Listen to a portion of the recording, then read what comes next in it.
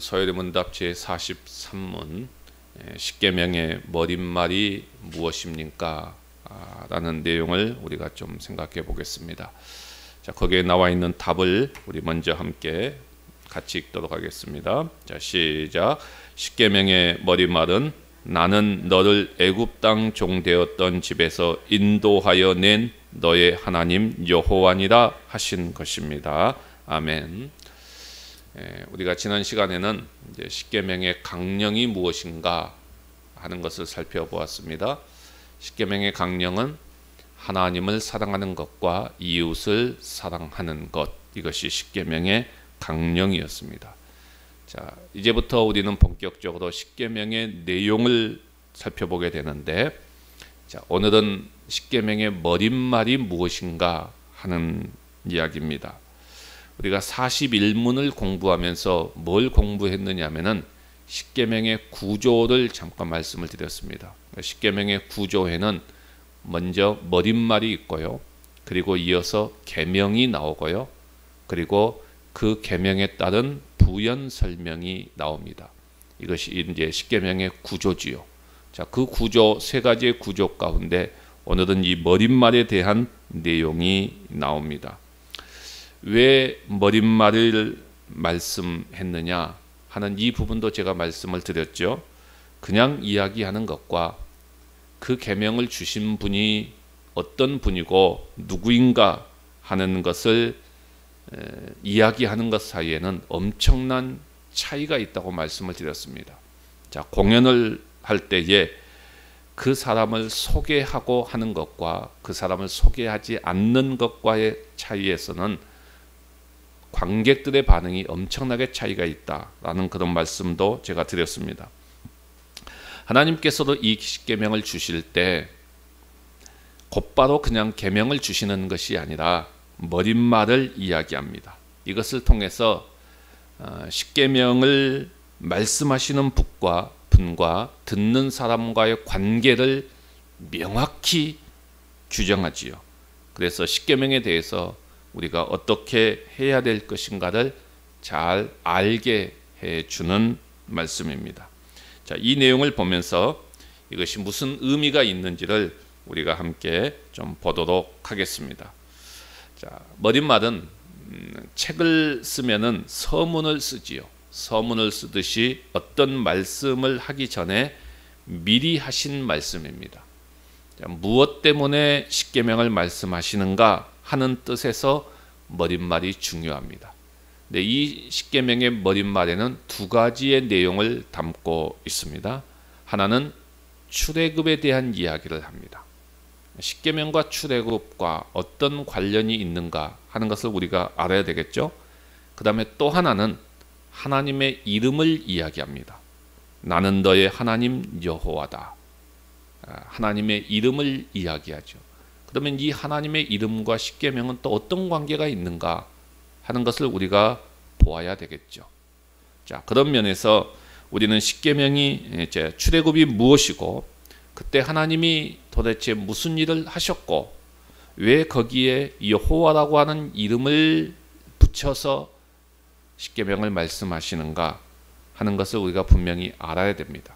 자, 이것을 알지 못하면은 십계명은 십계명대로, 나는 나대로, 생활은 생활대로 다 따로따로 놀게 되어진다는 것입니다.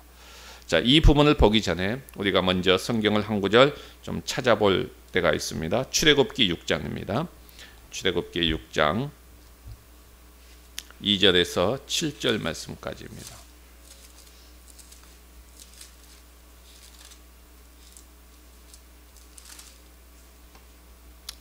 출애굽기 6장 2절에서 7절 말씀까지 우리 다 같이 한 목소리 읽어봅니다. 시작. 하나님이 모세에게 말씀하여 이르시되 나는 여호와이니라. 내가 아브라함과 이삭과 야곱에게 전능의 하나님으로 나타났으나 나의 이름을 여호와로는 그들에게 알리지 아니하였고 가나안 땅 곧 그들이 거류하는 땅을 그들에게 주기로 그들과 언약하였더니 이제 애굽 사람의 종으로 삼는 이스라엘 자손의 신음소리를 내가 듣고 나의 언약을 기억하노라. 그러므로 이스라엘 자손에게 말하기를 나는 여호와라. 내가 애굽 사람의 무거운 짐 밑에서 너희를 빼내며 그들의 노역에서 너희를 건지며 편팔과 여러 큰 심판들로서 너희를 속량하여 너희를 내 백성으로 삼고 나는 너희의 하나님이 되리니 나는 애굽 사람의 무거운 짐 밑에서 너희를 빼낸 너희의 하나님 여호와인 줄 너희가 알지라. 아멘. 전체적인 요약이 어떤 내용입니까? 내가 애굽 사람들의 손에 압제당하고 있는 너희들을 구원할 것이다. 그런데 이 모든 것은 내가 언약의 근거에서 한다 하는 사실을 이야기하지요. 자, 그러면서 6절에 보면은 속량이라고 하는 단어를 사용합니다. 편팔과 여러 큰 심판들로서 너희를 속량하여 이렇게 말합니다. 우리가 작은 일을 하려면은 손가락만 움직이면 됩니다. 그런데 큰 일을 하려면은 팔을 움직여야 됩니다. 그렇죠? 출애굽이라고 하는 일은 작은 일이 아니라는 것입니다. 큰 일이라는 것입니다. 그러니까 무슨 일을 하려고 이렇게 큰 팔을 펼쳐서 하나님께서 일을 하십니까? 그들을 속량하기 위해서다라고 이야기하지요. 속량이라고 하는 것은 노예를 노예 시장에서 값을 지불하고 사서 자유롭게 한다는 뜻입니다. 이스라엘 백성들이 요셉 때에 처음 애굽에 가서 처음에는 양식을 얻고 살았지만 그 이후에는 종이 되지요. 자유가 없어지고 하나님을 제대로 섬기지도 못했고 또 사람답게 삶을 살지도 못했습니다. 여기서 자기들의 힘으로 도저히 어떻게 할 수가 없었어요. 자, 그때 하나님께서 그들에게 자유를 주시고 해방을 시켜주시고 그리고 자유롭게 사는 하나님의 백성이 될 수 있도록 해주셨습니다. 이 출애굽에 대한 이야기가 나옵니다. 자, 그 다음에 또 한 가지는 하나님의 이름을 가르쳐 줍니다. 나는 여호와다. 나는 여호와이다. 이 이름을 이야기하죠. 그러니까 내가 아브라함과 이삭과 야곱에게는 전능의 하나님으로 나타났는데 이제부터는 여호와라는 이름으로 너희에게 나타날 것이다. 자, 이렇게 말씀합니다. 자, 그런데 오늘 십계명의 서문에도 이 두 가지의 내용이 똑같이 나옵니다. 그대로 나오는 거예요. 출애굽과 여호와의 이름을 언급하지요.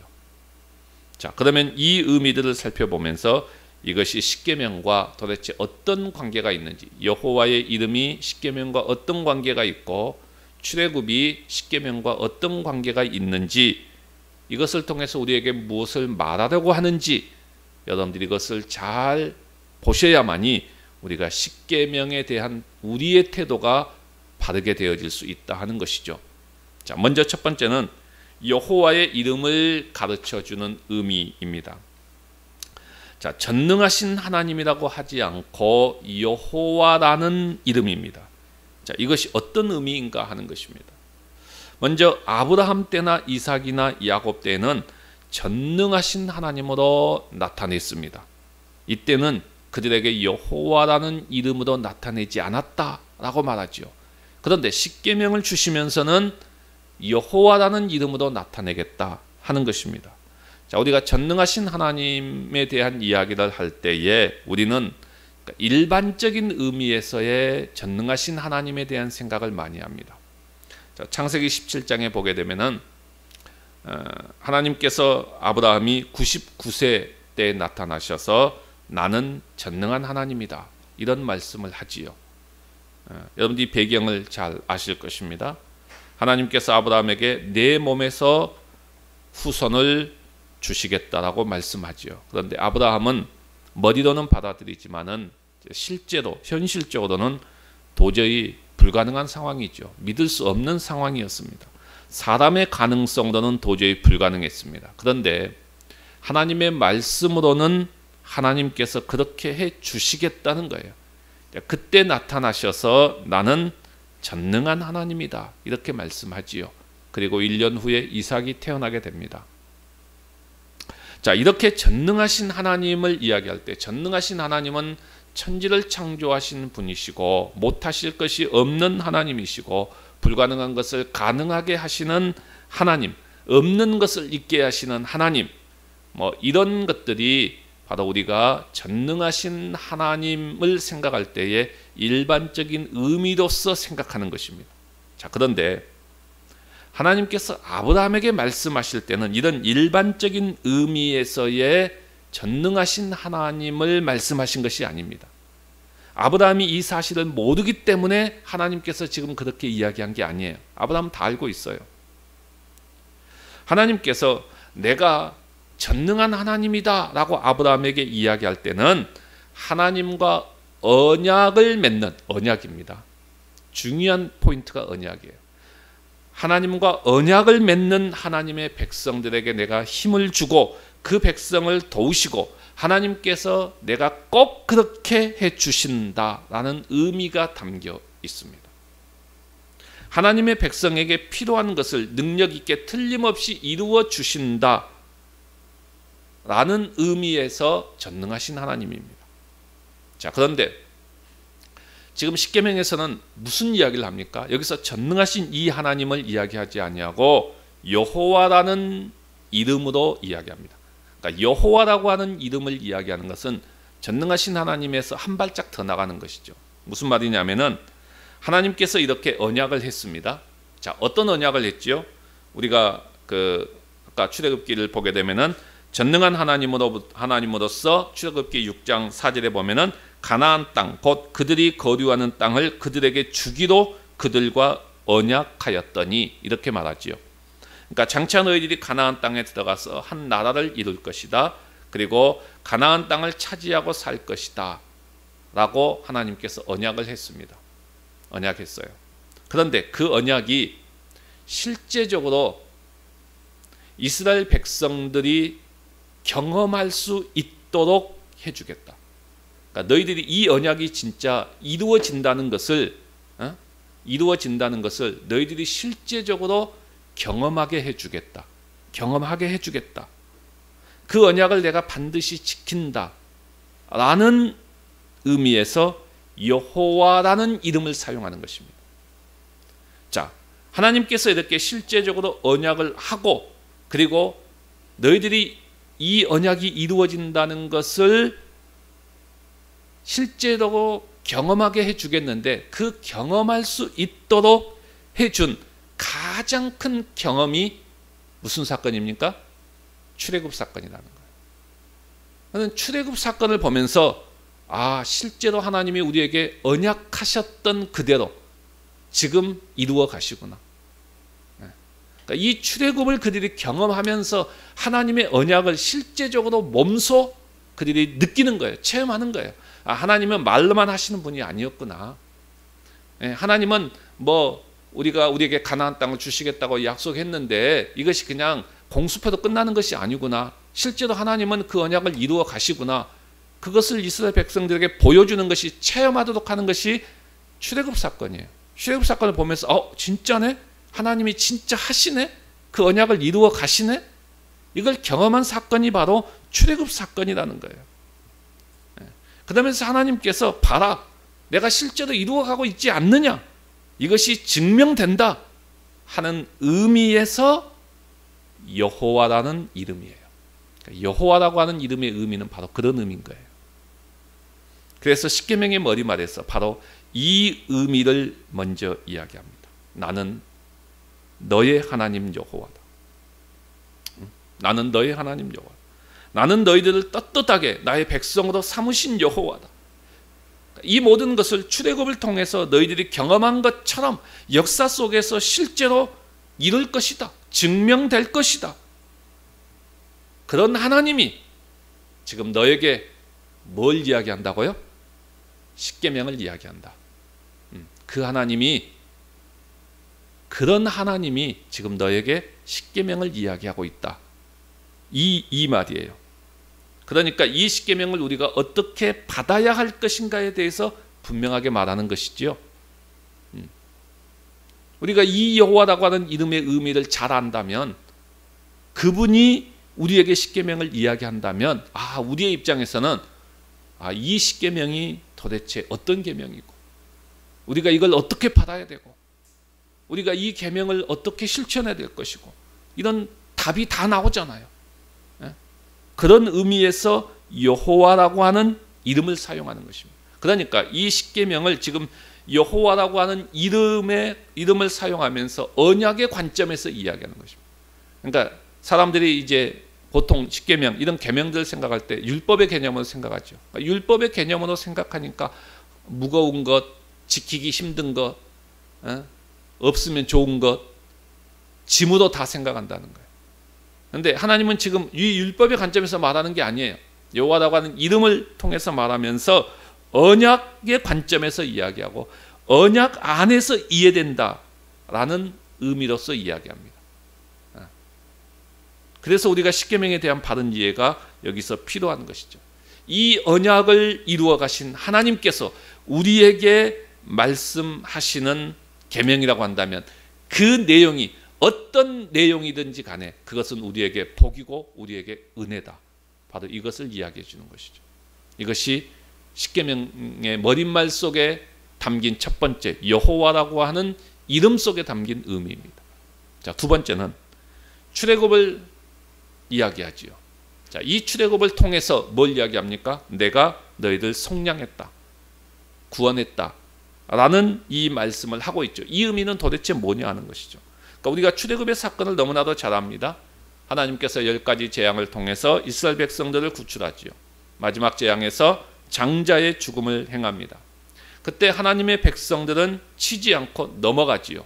패스오버. 그래서 이것이 유월절이죠. 왜 넘어갑니까? 양의 피 때문이었죠. 문설주에 받은 양의 피 때문. 그러면 양의 피 자체가 구속력이 있어서 그렇게 되었냐? 아니죠. 아닙니다. 그러니까 애굽 땅에서 건져진 역사적인 사실은 모두가 다 전부 장차 예수 그리스도의 구원을 미리 보여주는 예표였고 그림자였습니다. 그러니까 예수 그리스도께서 십자가의 죽으심으로 흘리실 피를 말하는 것이죠. 그래서 예수님이 유월절 어린 양으로 오셨던 것이죠. 그러니까 중요한 것은 바로 이 십계명과 관련해서 이 출애굽 사건을 이야기한다는 것입니다. 그러면 이 십계명과 출애굽의 사건은 도대체 무슨 관계가 있기 때문에 이야기하느냐? 이 출애굽의 사건을 통해서 가장 핵심적으로 우리에게 이야기하는 것이 뭐죠? 구원, 구속. 다시 말해서 오늘 본문대로 말하면 피의 속량, 피의 속량 이겁니다. 그 의미가 뭡니까? 하나님께서 그 피로 우리를 샀다는 거죠. 피로 우리를 샀다는 의미는 뭡니까? 여호와께서 우리 하나님이 되시고 우리는 그의 구속을 받아서 그의 백성이 되었고 그의 소유가 되어졌다는 의미죠. 이게 이제 가장 중요한 것입니다. 여러분, 구속이라고 했을 때 값을 주고 샀으니까 뭐 자유롭게는 했지만 그 자유라는 것이 이제는 우리가 뭐 아무 짐도 지지 않고 뭐 내 마음대로 된다 그런 의미가 아니죠. 이 자유는 뭐죠? 예수 안에서의 자유죠. 하나님 안에서의 자유입니다. 하나님께서 우리에게 지워주신 멍에는 매야 돼요. 그래서 예수님께서 나의 멍에를 메고 나를 따르라고 말하지요. 하나님은 우리에게 지워지는 짐은 우리가 져야 돼요. 이거 다 팽개친다는 것이 자유가 아니에요. 여기서의 자유는 하나님 안에서의 자유라는 것입니다. 그리고 이것이 하나님의 백성이 되는 것입니다. 그러니까 우리가 자유롭게 되어졌다. 이것은 하나님의 백성으로서 자유롭게 되어졌다 하는 것입니다. 다시 말해서 우리는 이제 하나님의 소유가 되어졌다. 바로 그 이야기죠. 하나님의 소유가 되어졌다. 내가 나를 소유하는 것이 아니라 하나님의 소유가 되어졌다. 이것이 하나님의 구속이라고 하는 뜻입니다. 그러니까 출애굽을 통해서 하나님께서 하나님의 백성을 구속하신 것인데 그것은 이제 우리는 하나님의 소유가 된 자이고 하나님의 소유가 된 자이기 때문에 우리는 어떻게 됩니까? 하나님의 말씀을 듣고 하나님의 말씀을 순종하는 자가 되어지고 하나님의 뜻을 따라 살아가는 하나님의 백성이 되었다라는 의미죠. 이런 의미에서 머릿말에서 출애굽을 이야기하는 것입니다. 그렇잖아요. 그러니까 이 말은 곧 무슨 말이죠? 너희들은 이제부터 내가 말하는 이 십계명의 말씀을 잘 듣고 잘 순종하고 사는 백성들이 되어라. 그 의미가 지금 담겨져 있는 거예요. 이 의미를 우리가 바로 알 때에 십계명에 대해서 우리가 어떤 태도를 취할 것인가 하는 것을 알게 되어집니다. 자, 십계명의 머릿말은 언약의 하나님께서 말씀하시는 계명이라는 것을 우리는 절대로 놓치지 말아야 됩니다. 십계명을 받을 당시 이스라엘 백성들은 이제 막 그러한 역사적인 경험을 한 사람들이죠. 그렇죠? 아직 기억 속에 생생한 홍해의 기적이 남아 있습니다. 생생합니다. 그런 그들에게 나는 너의 하나님 여호와다, 너희를 애굽 땅에서 건져낸 자다라고 말합니다. 그러면서 이 십계명을 주십니다.